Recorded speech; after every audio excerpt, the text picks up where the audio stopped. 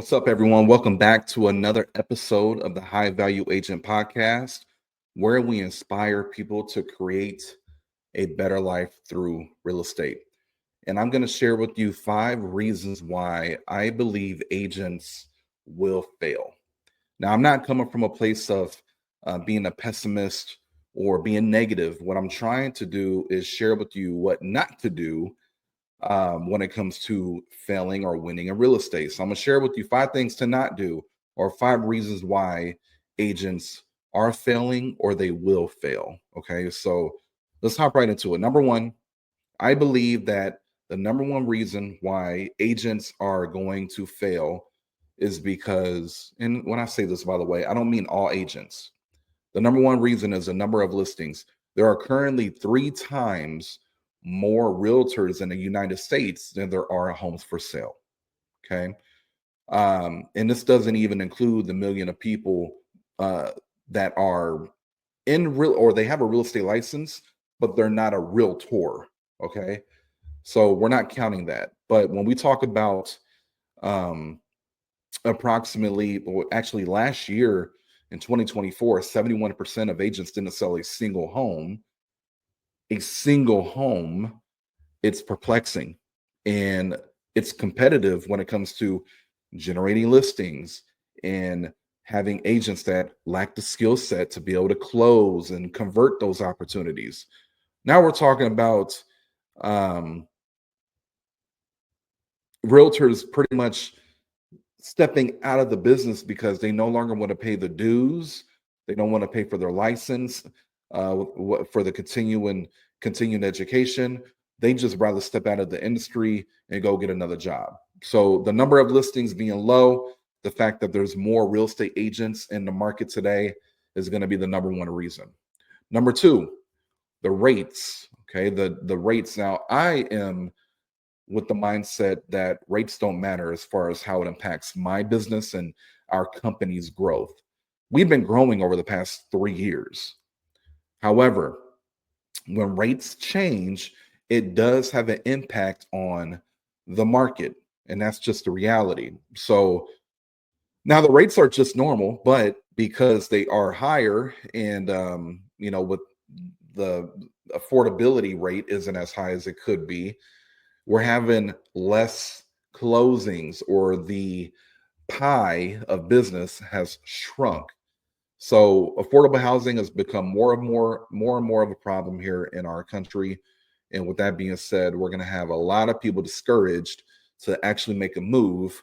And this is going to impact the agent headcount here in the United States. So number two, the rates being normal, they've increased over the past few years.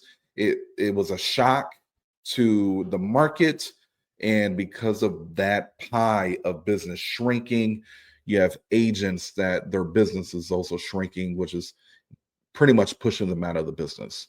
Number three, people just don't want to freaking learn and train and take action anymore. And I don't know if this is, I don't know what's causing this, but there's a lot of entitlement. There's a lot of, I don't want to put the work in, but I feel like I deserve to earn more money, or I feel like I deserve to do more business. And and I'm not saying this is all like real estate agents or realtors for it, but there's a lot of it. And because of that, we have a lot of people struggling.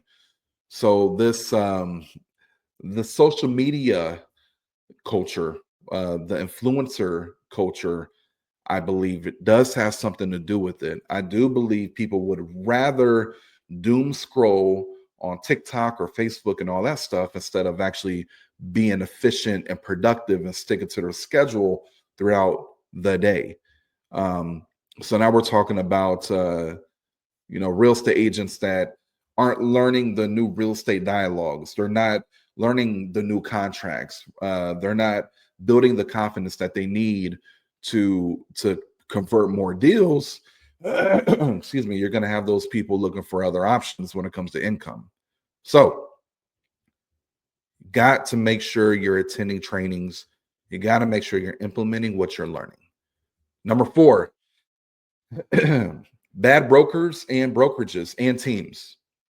Okay. Bad brokerages, bad brokers, bad teams. They're not all created equal. They are not all created equal. It is reported that NAR, the National Association of Realtors, reports that 87% of real estate agents fail within their first few years being in the business. Who is that to blame? Obviously, the agent first. Okay. However, we as teams and brokerages and brokers, we have to make sure that we are providing the proper leadership, training, accountability, and environment of productivity that is going to foster the growth of these individual agents. And I do not see that. I'm not seeing that. And for me, I could, and here's the reality. I've been in real estate long enough to know what these other brokerages and teams and things do and what they don't do. I know what the best of the best do, right? And not to like, you know, brag or to aggrandize like myself and our team, but we are one of the best of the best. And that's why we have agents on our team that within a few years being on our team, they're selling over 200 homes. The reality is, I think people are bringing new agents in or older agents in, and they're just trying to make a buck off of them, but not providing to them the proper support that they need to win. Okay. Um, I've had conversations with agents that literally right now are struggling. They are struggling, but they indicate to me that they want more freedom in their life.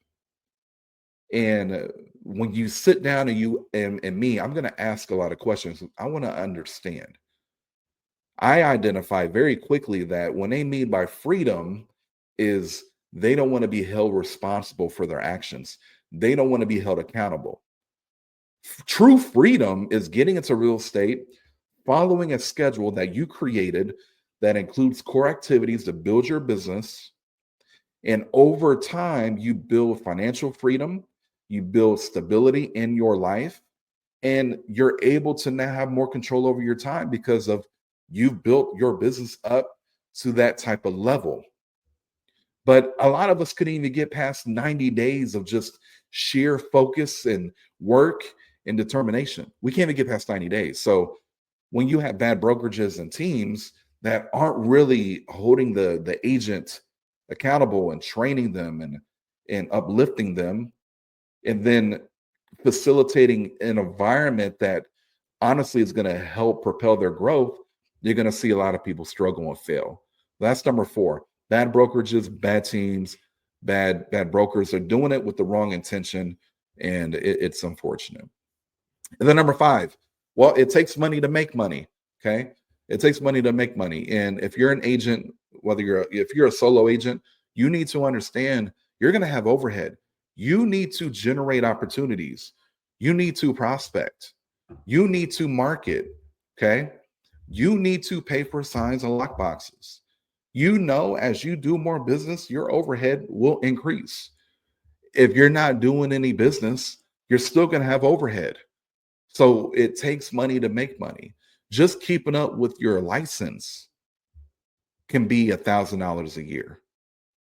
So we just got to be understanding of that. And again, when and people will see the money going out and not coming in, and they're going to make that transition out of the business. So understanding that if you want to be successful in the business, you got to understand it takes money to make money. It doesn't take a lot of money to get things rolling. It's going to take a lot of your sweat equity, a lot of your effort and your time. You don't have it. You may not have money in the beginning to give you time back, but you got a lot of time that will earn you money in the future, right? Because that is going to be the exchange over time. So as a real estate professional, I shared with you 5 reasons why agents are going to fail. I want you to, when you listen to this, just know don't do what I just mentioned. Do the opposite of that. and then you would do well. Okay. And just things to be aware of. But this is the reality. This is the reality. If we have 71% of real estate agents not selling a single home in a year, and the failure rate is that high, then we're losing. We're not. There's an issue. There's an issue. And what I have seen based on the data, today's market is in depending your market is it's all, it depends on your market, right? Some markets are up, but I know a lot are actually down compared to last year. And last year was a down year. So we got to really buckle down. We got to make sure we have the right support around us. We need to be willing to surrender to the work. We need to understand that we don't have time to waste. We need to take advantage of the time that God has blessed us with, and we need to, with sheer determination and work ethic, we need to show up every day and do what the hell we need to do. Because why? Our bloodline and our ancestors and everyone in our family, our loved ones that are depending on us and the people that we want to honor, that's our duty. You want your bloodline to be synonymous with competence and capability. That's what you want to be known for. You want to make an impact on the community. You do that by showing up every day and doing what is required of you, period. So stop being entitled, stop being lazy, show up, do the work.